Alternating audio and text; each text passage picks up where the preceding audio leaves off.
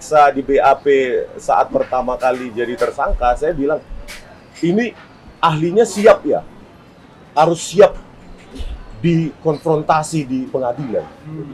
Karena kami terdakwa, kami paham bidang ini.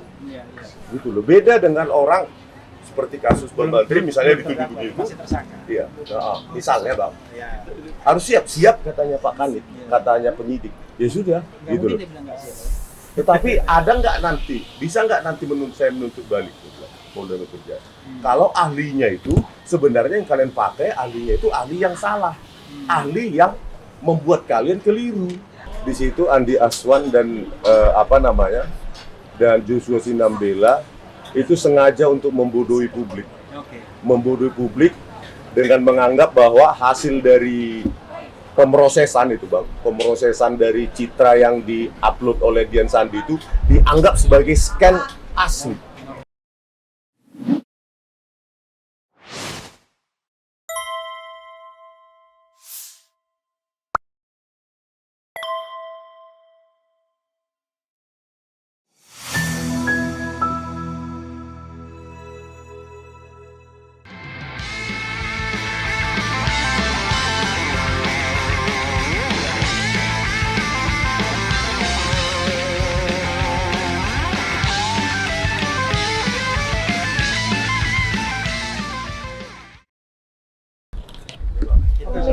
Bang Risman, sorry ini apa?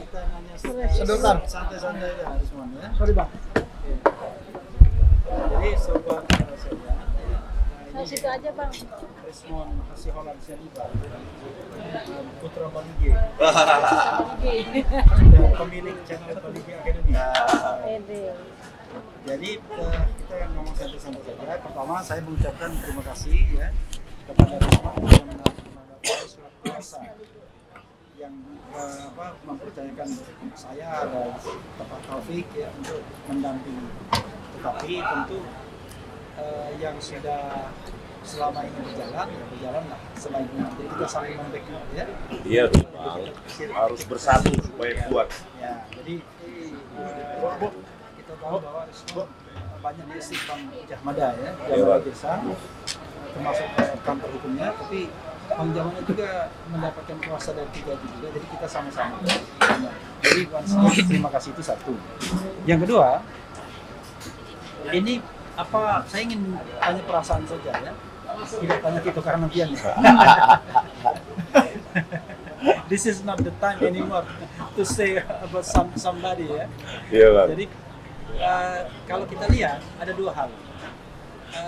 Kan wajib lapor ya. Dari awalnya sih 2 kali, Senin, Kamis, tapi sekarang Kamis aja. Kita tahu bahwa Risman domisilinya di mana? Di Bali, Bang. Di Sumatera Utara. Undangannya di Balige. Domisili Iya. undangan. Nah, Balige Sumatera Utara, padahal dari Balige ke Medan itu berapa jam teman? 200 km. 200 km dari Medan ke sini itu 2 jam juga perjalanan. 2 jam perjalanan pesawat. Belum lagi macam-macam. Jadi belum lagi biayanya. Iya. Kan untuk lapor kan tidak dibiayai kan. Nah itu satu dulu. Bagaimana perasaan Risman ya? Tentu senang ya dari 2 kali menjadi 1 kali. Tapi sekarang wajib lapor yang nggak tahu kapan berakhirnya kita nggak ngerti. Silakan. Iya, merepotkan lah yang pasti Bang. Merepotkan secara waktu, merepotkan secara dana. Kan dana sendiri, Abang tahu sendiri kan. Iya. Meskipun banyak tuduhan uang sekoper segala macam kan bohong semua. Jadi ya, tetapi sudah menjadi kebijakan dari Polda Metro Jaya bahwa kami sebenarnya dianggap kriminal yang membahayakan mungkin. Enggak juga ya. Sekali seminggu Bang. Apakah koruptor dibegitukan juga? Tergantung ya. Biasanya kan kemarin itu kan kebijakannya karena tidak ditahan kan? Iya, tidak ditahan. Berarti kami konsekuensi dari tidak ditahan itu kemudian apakah ada potensi melarikan diri gitu? Sekali makanya diwajibkan lapor sekali seminggu. Mungkin maksudnya biar Risman datang ke sini dan kita press conference. Iya, coba bayangkan kalau tidak ada wajib lapor nggak muncul kita di sini kan? Iya Bang. Gimana kita nungguin Risman gitu? Jadi ya memang merepotkan ya tentunya ya ada biaya harus dikeluarkan di situ. Tapi dengar-dengar Rismon baru dari luar kota juga. Iya bang, dari Malang. Dari Malang. Ponakan apa wisuda. Yang saya tahu sejak Kamis lalu berangkat ke Malang. Iya. Jadi tanda Iya. tangan dulu surat kuasa. Iya. Baru ke Malang. Nah, Jalan pulangnya- darat. Pulangnya? Jalan darat juga bang. Iya, kapan? Kemarin? Hari ini? Tadi malam cuma mampir ke Cirebon. Oke. Mengunjungi Pak Asep Kusnadi. Siapa itu? Itu orang tua dari Rivaldi, salah satu dari 7 terpidana seumur hidup Vina Cirebon. Oke. Ya. Jadi Rismon ini sangat punya concern ya di soal kasus Vina Cirebon. Iya dong bang. Tapi kita Seumur tidak tidak ngomong ke sana dulu. hidup. Iya, Kita ngomong kasus ijazah yang mendera Anda saja ya. iya, iya bang. Yang murni Jadi ya.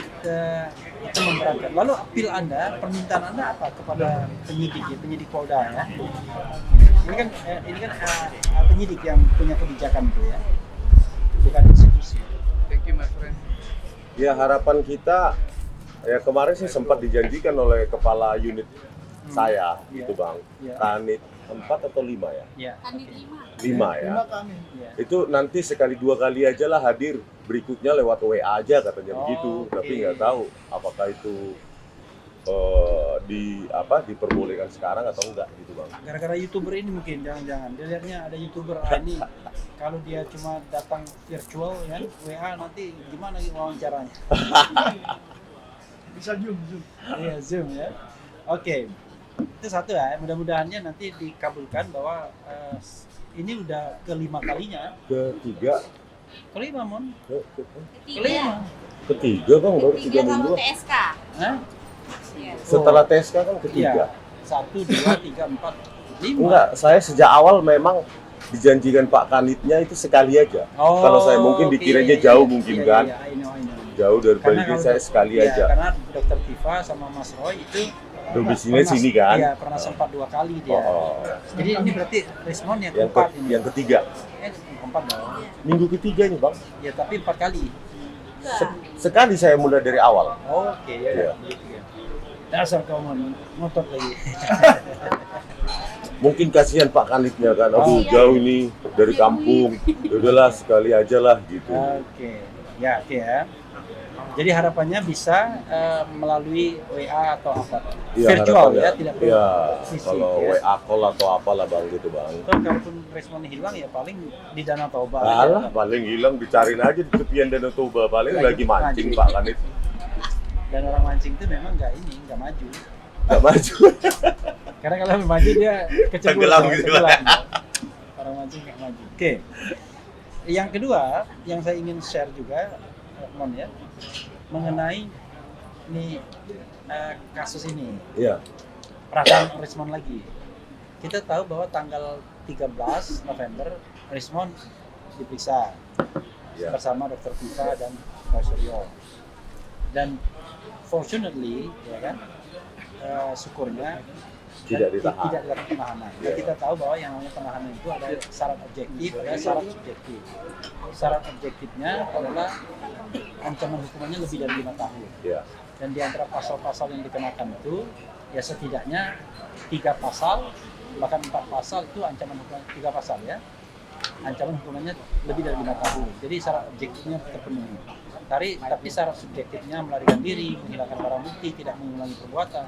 Iya. Itu sendiri kan kalau melarikan ini nggak mungkin lah kan, apalagi keluar negeri kan. Pertama Rismon nggak ada duit ya kan. Betul, itu yang paling pertama. Kemudian menghilangkan barang bukti apa yang mau diperiksa kan? Iya. Yang mau di Nggak pernah. semuanya ada di Jokowi's White Paper. Dan Jokowi's White Paper itu dicetak ribuan Dan terbuka. dan terbuka ya kan. Nah kalau tidak mengulangi perbuatan, justru kita sedang pertanyakan apakah itu kriminalisasi murni pidana atau kriminalisasi kan? Iya. Jadi berdasarkan hal subjektif itu penyidik kemudian tidak menahan semua ya. Saya kira karena soal luar negeri tadi mungkin ya. ada yang mau keluar negeri lagi mungkin. Begitu ya. Orang tuanya si kawan Ya. mau ke Singapura. Ya, betul. Nah, karena itu sekarang kita tahu bahwa kasusnya ini sejak pemeriksaan sampai hari ini itu sudah berlangsung lebih dari 20 hari. Ya, sudah 13 tanggal 13, 4, 21 hari ya. 13, 17, 17 ya. Nah, 21 hari. 21 hari itu lumayan juga 21 kan.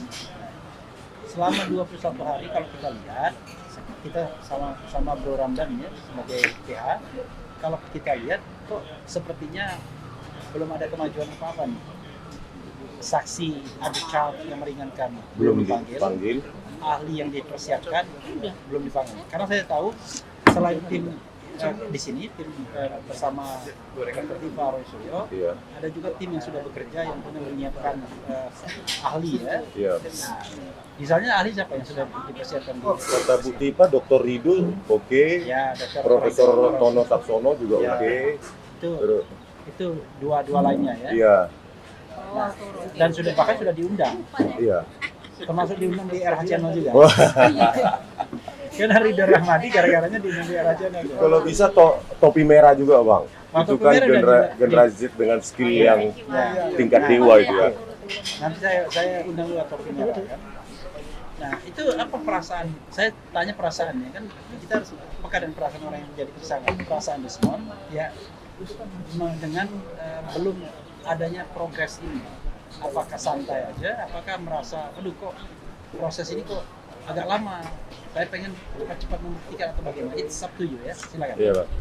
Kalau bagi saya, karena saya nggak merasa melakukan tindakan kriminal, ya Iya.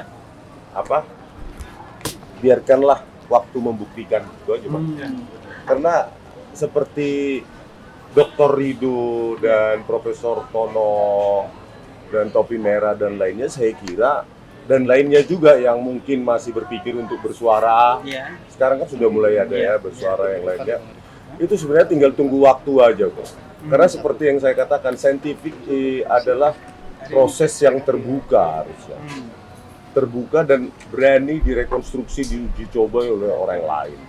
Jadi karena keterbukaan itu, maka tidak ada ruang untuk manipulasi justru bang. Kalau tertutup, di ruang tertutup hanya sama-sama kita gitu bang. Iya. Kita sama-sama setuju nih Iya. bahwa ijazahnya si kawan palsu.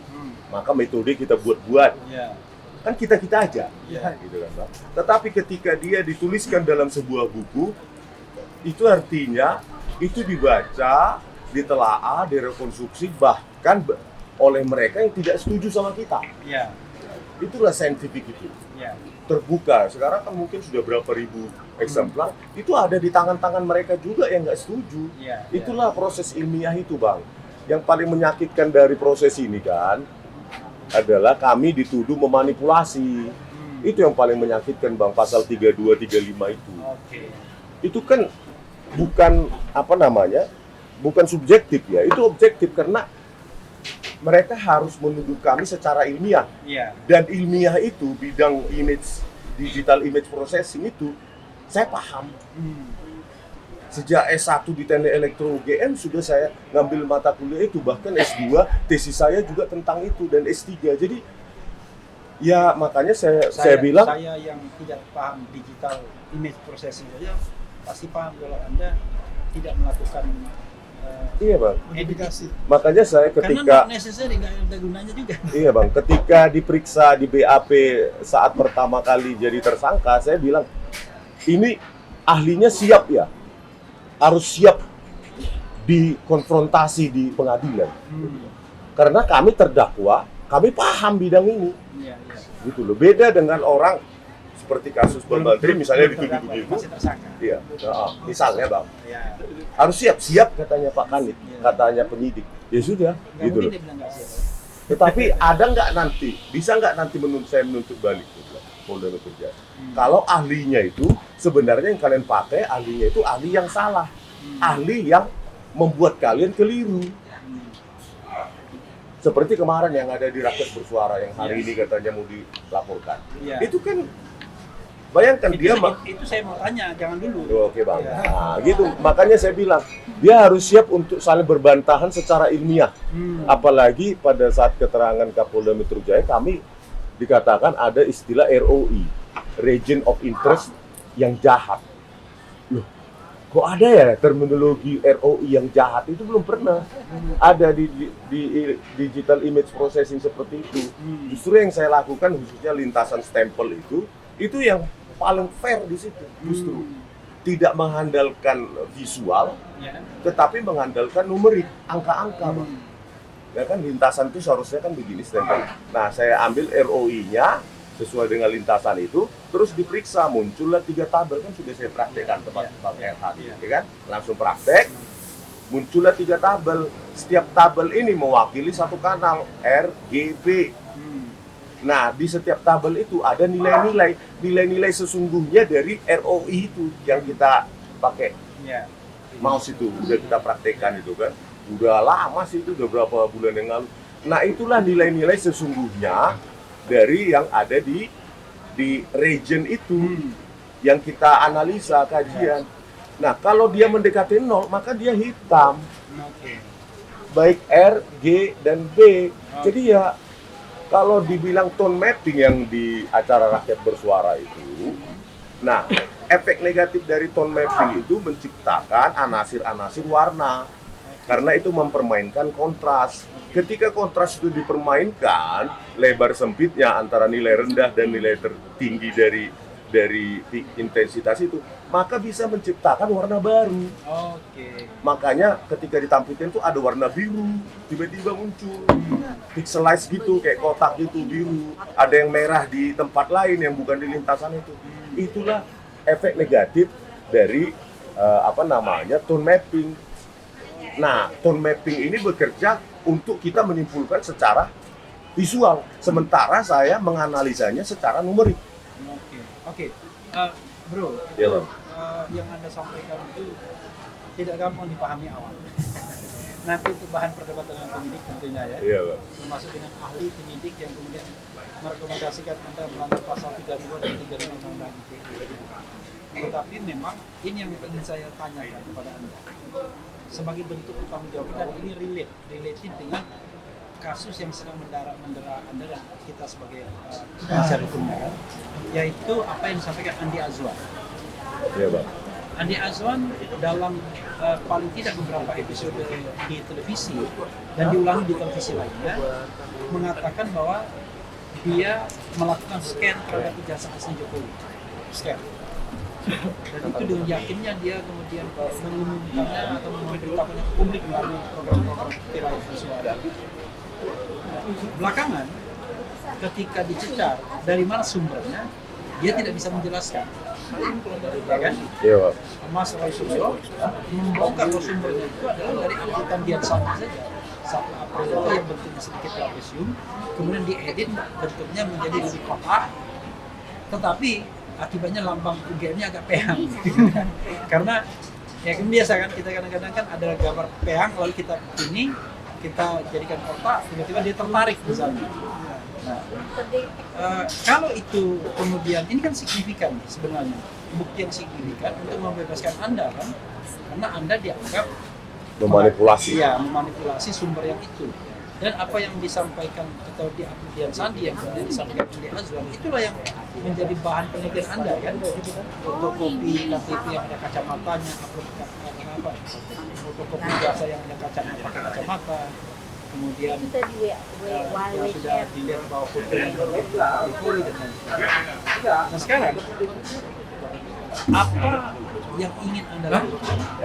Apa yang ingin Anda katakan? Nanti dikomentari oleh saja terhadap fenomena Andi Azwan ini yang diduga menyebarkan dokumen editan yang seolah otentik. Iya, Bang. Iya. Yang dia mengatakan bahwa itu scan asli dari ijazah Jokowi yang kemudian dia tidak bisa menjelaskan. Bahkan dia mengatakan, saya yakin aslinya. Ya, yakin. Kok yakin? Kalau data ini kan harus jelas sumbernya dari mana. Silakan. Ya, ada beberapa poin ya. Pertama, kalau Andi Azwan mengklaim bahwa ia memiliki file hasil scan ijazah asli Jokowi, Yang analog. nah, berarti ada 2 kemungkinan, ya kan? Yang pertama dia lakukan sendiri, Bang. Dia memiliki atau pernah menguasai ijazah analog Jokowi Ya. atau Dan kita belum tahu apakah analognya itu asli atau palsu. yang penting analog. Analog, ya. Dia lakukan scan Ya. sendiri dari analog menjadi digital kan. Ya. Dan Ya digital itulah yang ditampilkan dia. Itu kemungkinan pertama. Yang kedua, dia dapatkan file itu dari orang lain. Oke. Seperti yang dia akui Ya. di acara Rakyat Bersuara yang Dari 2 Joshua minggu Sinambela. lalu. Ternyata dari Joshua Sinambela. Ya. Dan Joshua Sinambela pun membantah. Ya. Dan dia tidak tahu sumber dari file tersebut. Nah ini, Ya. berarti intinya adalah sumber dari file yang diklaim oleh Andi Aswan itu nggak jelas, Bang. Ya. Dan harusnya penyidik mengarahkan ke sana.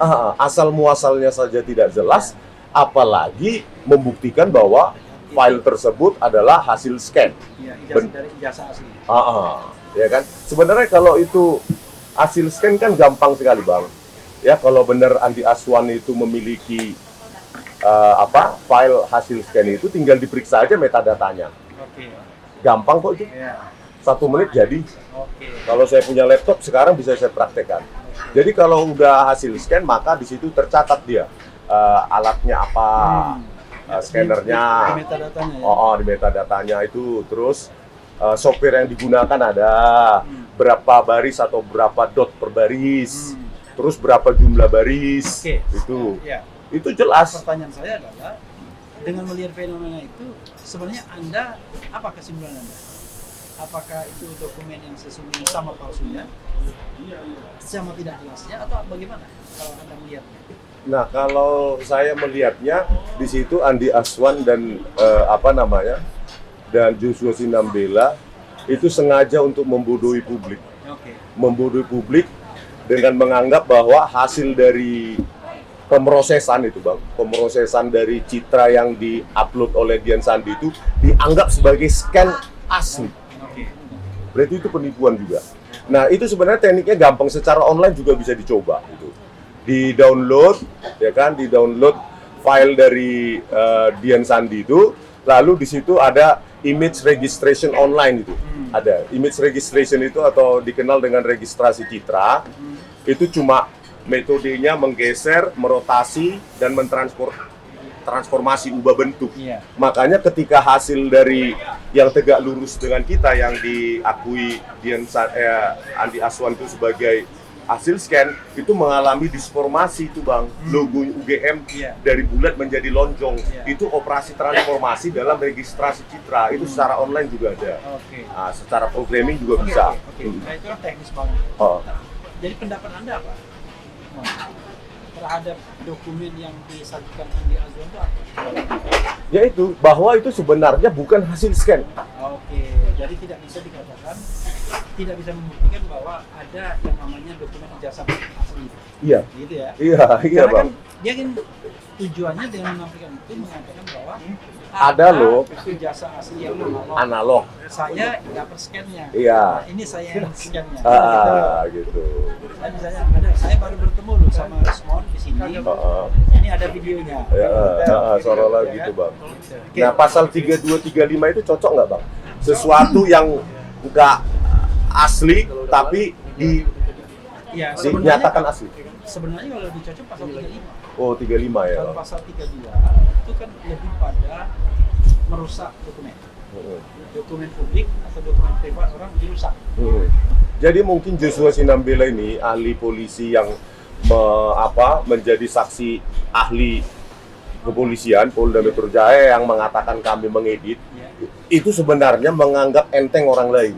Ya. Dikiranya kita nggak tahu registrasi image registration itu salah satu teknik dalam digital image processing itu untuk mengubah perspektif dari sebuah citra. Itu udah jamak digunakan. Kalau Abang gunakan Google Map itu kan bisa diputar, digeser, diubah perspektifnya terhadap kita. Itu salah satu teknik registrasi citra yang teraplikasi dalam kebutuhan kita sehari-hari gitu. Kalau saya lihat pasal 35 yang dicocok karena dengan melakukan edit seolah-olah dokumen itu otentik. Iya, otentik. Jadi kalau satu merusak dokumen, yang kedua menciptakan dokumen yang tadinya tidak otentik. Iya, otentik gitu. Jadi ingin Anda tambahkan, mungkin ketidakpuasan Anda.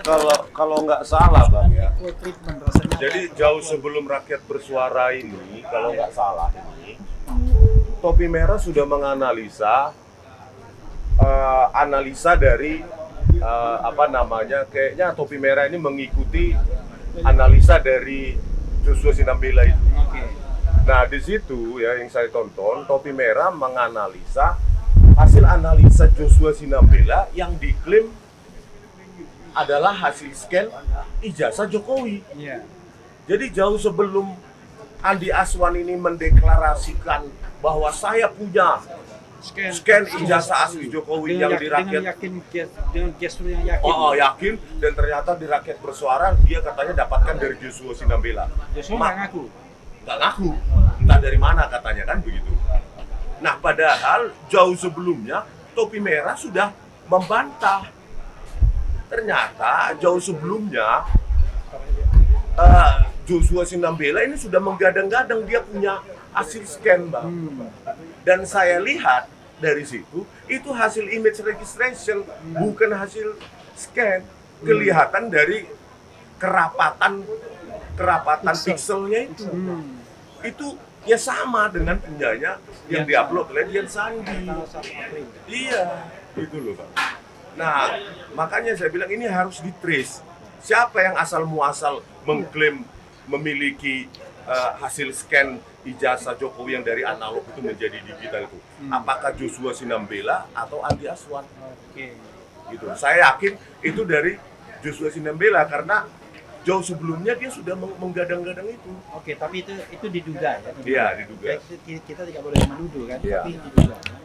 Oke, ada satu hal lagi yang menarik sesungguhnya ya, Risman ya. Sejauh ini kita disodorkan fotokopi baik analog maupun digital, atau yang digital seolah-olah tidak fotokopi ya, yang seolah-olah asli kan. Yang digital kan ada warna, ada yang nggak warna kan. Dari ijazah Jokowi yang katanya asli, yaitu yang berkacamata, dan itu firm di KPU Solo, KPU DKI dan KPU Nasional, ya kan? Bahwa yang namanya ijazah yang asli itu yang kacamata. Jadi kalau nanti besok-besok ada keluar yang nggak kacamata itu pasti salah. UGM pun mengafirmasi itu. Dan tata letak huruf juga. Ya, dan cuma masalahnya adalah sampai sekarang kita tidak pernah melihat analognya itu yang analog yang sebagai sumber asli yang di scan itu. Iya. Apa yang bisa Risman simpulkan mengenai hal ini? Ya, pertama analog itu ada beberapa kemungkinan kan, Bang. Iya. Analog itu memang ada, Ya. ya. Tapi Cuma belum tentu asli. belum tentu itu yang diproduksi oleh UGM Ya. atau tempat lain. Ya. Yang kedua memang analog itu tidak ada. Tidak ada. Yang Bisa. ada digital itu. Iya, ada. ijazah itu dibuat secara digital, Iya. seperti prediksi saya, Bang. Kenapa prediksi saya dibuat secara digital? Karena memang dari fotonya itu, Iya. ya foto Terlalu Lia, cantik. Terlalu cantik. kontrasnya terlalu hebat, Bang. Coba abang perhatikan foto ijazah abang UGM. Iya. Udah buram itu. Udah buram, Bang. Artinya apa? Kenapa saya bilang kontrasnya sangat tinggi? Perbedaan antara hitam dengan abu-abu dan putih di situ hebat ya. Tegas. Sementara foto saya saja tahun 98 dari UGM itu saya pakai ijazah jas juga dengan tampilan latar dengan itu sudah terdowngrade. Artinya apa? Perbedaan antara hitam, putih, abu-abu itu sudah semakin samar. Makanya kontrasnya semakin rendah. Nah, sementara yang ada di situ tuh kontrasnya tinggi banget, jauh hebat banget. Iya. Untuk tahun 85 gitu, Bang. Oke, jadi ya ini analisis dari Rismon dan ini common sense dari kita semua. Ada dua kemungkinan. Ada memang ada ijazah analognya. Analog itu yang berbentuk kertas ya. Nih. Fisik. Fisiknya ada, tetapi belum sampai penilaian apakah fisik itu asli atau tidak asli karena belum pernah diperlihatkan. Atau analognya itu tidak pernah ada. Dokumen yang beredar itu dokumen yang memang digital semua. Yang dibutuhkan kalau dibutuhkan baru di print.